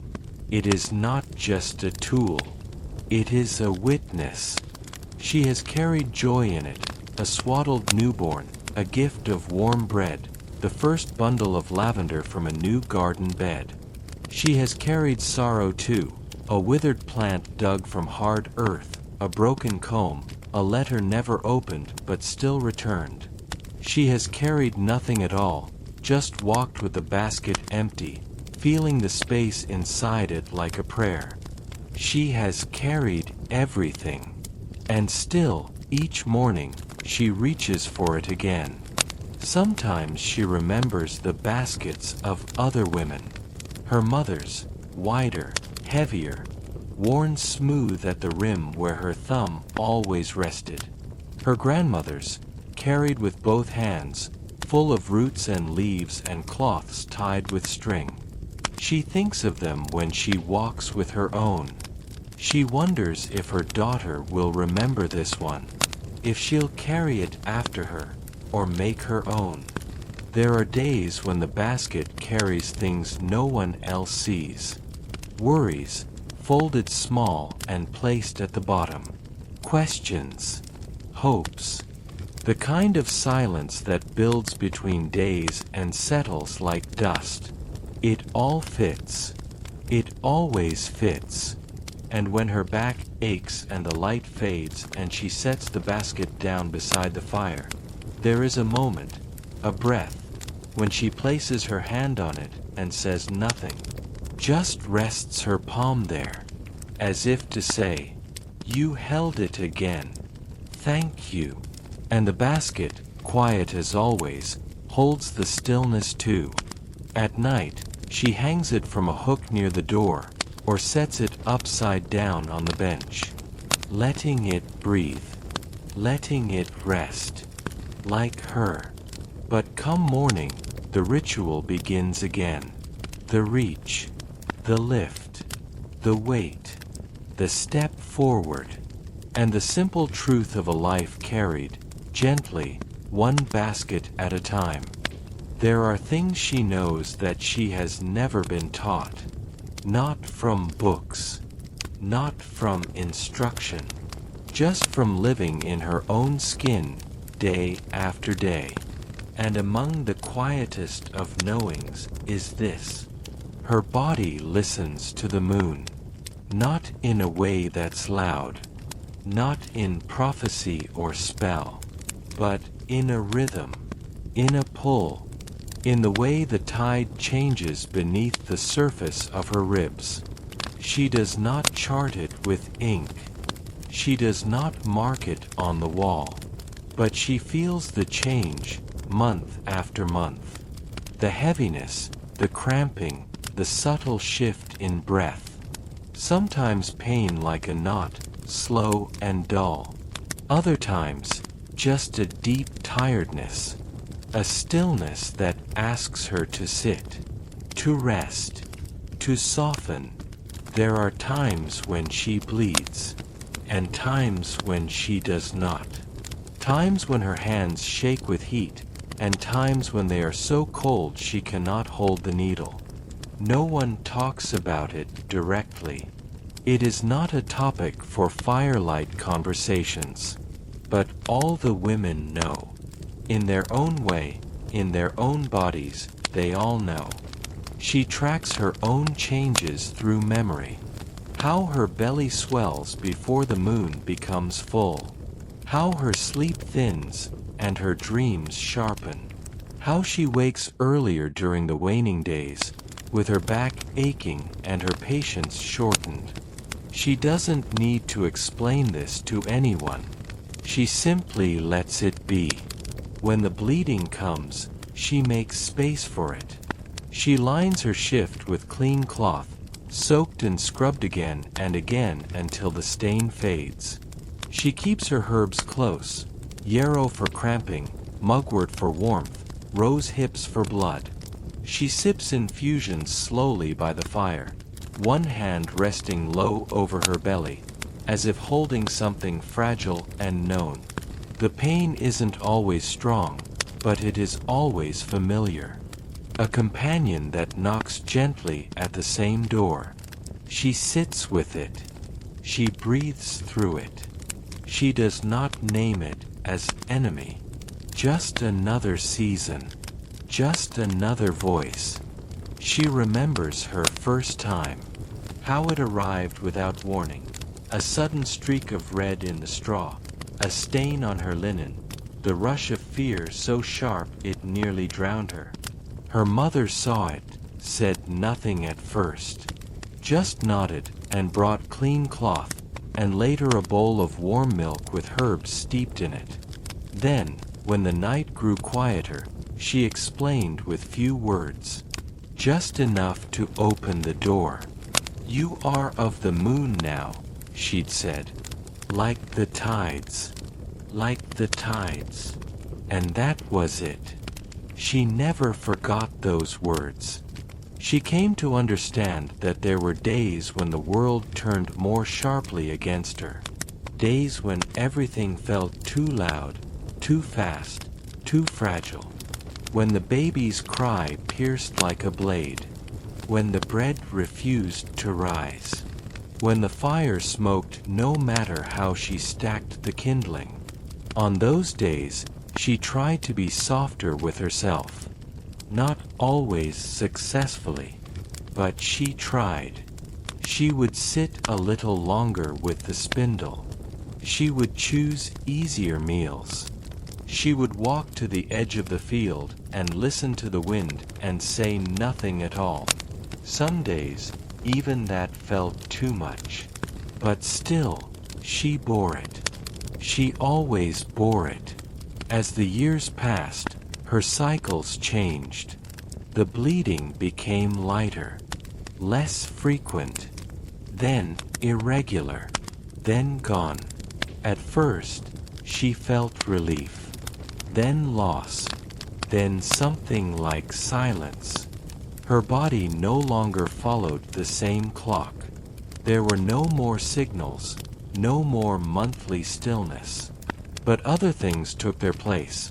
Hot flushes, sharp waves of heat rising from chest to scalp, cold afterward. A thickening of limbs. A softening of edges. A new stillness. She did not mourn her fertility, not exactly. But she noticed its leaving. She marked it the way one marks the fading of a song, still humming long after it stopped. She touched her own belly more often then. Not to check. Just to remember. The moon, of course, kept rising. Whether she bled or not, it moved in the sky. Waxing, waning, changing shape, then returning again. She looked at it often. On the night she woke before dawn, she would pull back the shutter, just a crack, and find it there, a silver curve or a round, full eye. She never prayed to it. Not quite. But she greeted it, silently, like an old friend, a fellow witness, a shared breath in the dark. In childbirth, she understood her body's full depth. There was no room for fear, not once the pain came. The contractions rose like waves, then broke, then rose again. She moved through them with eyes shut, hands gripping the wool of her shift.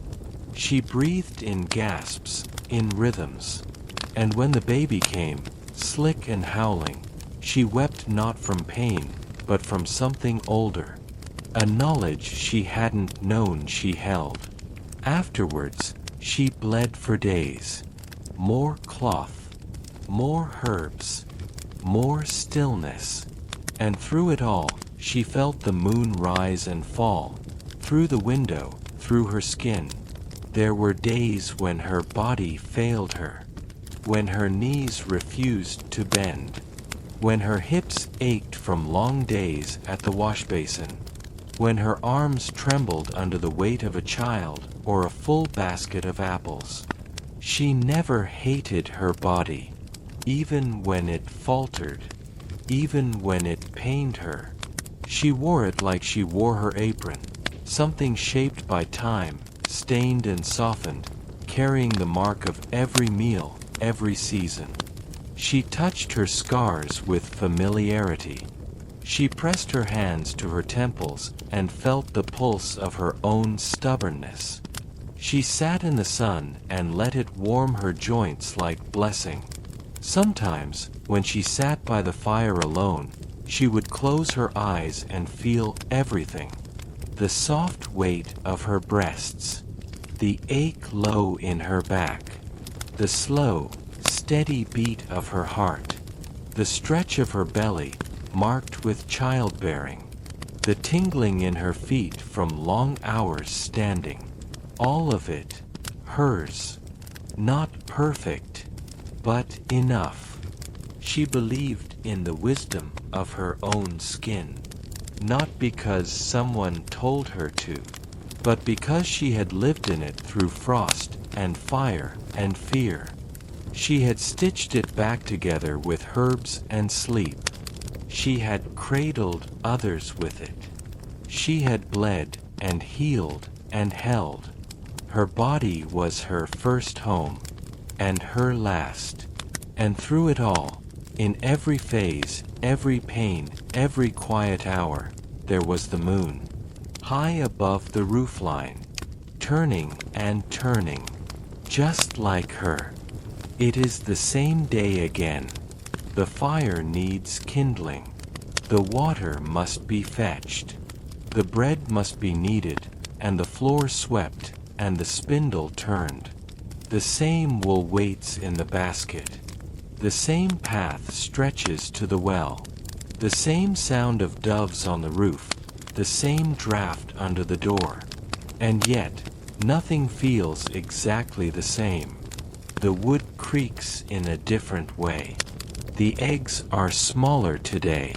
The sky has a slight haze that wasn't there yesterday. Even repetition is never perfect. Still, it is the same day. The same cloth to fold. The same pot to stir. The same quiet rhythm of work that shapes her life. She knows these motions better than speech. She could walk her routine with her eyes closed and still not miss a step. The comfort is not in variety, but in the familiarity of it. There's no need to decide anew each morning. The day reveals itself slowly, through habit, through need. Sometimes she wonders if this is what devotion means. Not the grand gestures, not the feast days, but this, the return to the same task without complaint. The faithfulness of hands that do what they've always done. She stirs the pot, and it feeds. She turns the soil, and something grows.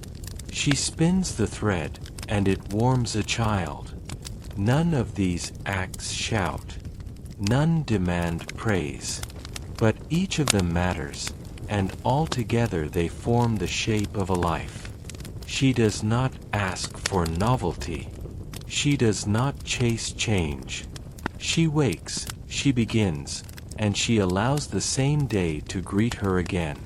And when the sameness feels heavy, as it sometimes does, she steps outside and looks at the light. It falls across the fields at a slightly different angle. The birds are quieter. The wind is cooler on her neck. The sameness becomes softness. The repetition becomes rhythm. And she finds, to her own quiet surprise, that her breath has slowed, that her hands have softened, that the ache in her chest has lessened without her noticing. The same day again, the broom in her hand, the child asking the same question, the same story told beside the fire, the same old song hummed while she mends a sleeve. But within each echo, a whisper of change, a deepening, a quiet remembering, a tender holding of time. She does not fear that she will do the same thing tomorrow. She welcomes it. The small miracles are in the sameness, in the return, in the endurance, in the knowing that, while the world turns quickly elsewhere, here, she can live by the warmth of familiar light, the curve of a well-worn path, the rhythm of a life patiently and purposefully repeated. And so she does it again. Time does not arrive by clock here. There is no ticking, no clicking, no numbers on walls. Time comes in sound, in light, in the slow shifting of warmth across a wooden floor. She knows the day by what it gives. The pale blue light that begins in the east, slow and cold. The rooster's call, low and worn. The creak of shutters opening 2 cottages down. These are her hours. These are her minutes. When the church bell tolls, she doesn't count it. She doesn't need to.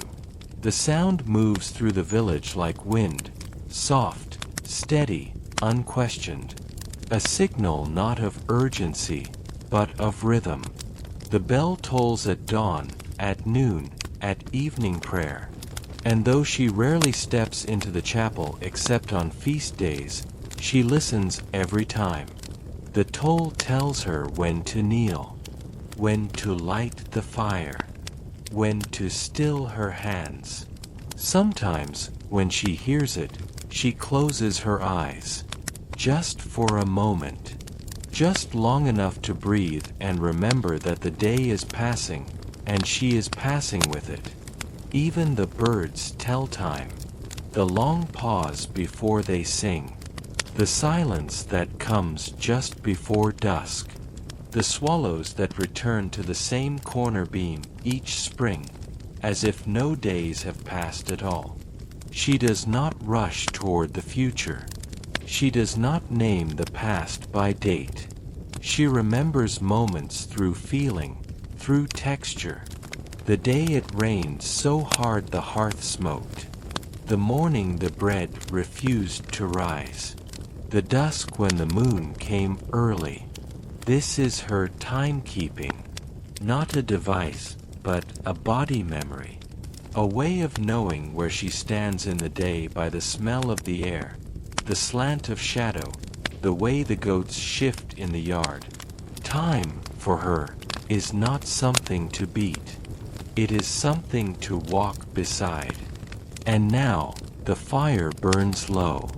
The night stretches across the sky like dark cloth laid over a tired table. The woman we have followed, through her steps, her hands, her breath, has gone to sleep once more. No grand endings. No sharp turns. Just another day tucked gently beneath the next.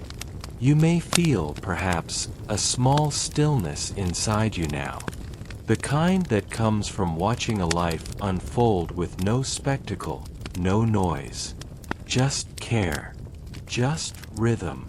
These women, unseen in scrolls, unnamed in stone, held their worlds together with quiet strength.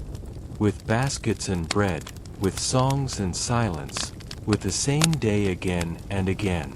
And somehow, through the drift of time, we can still feel them. In a warm cup, in the hum of routine, in the hush before sleep. So, let the story linger if it wishes, or let it fade like candlelight. There is nothing more to do now.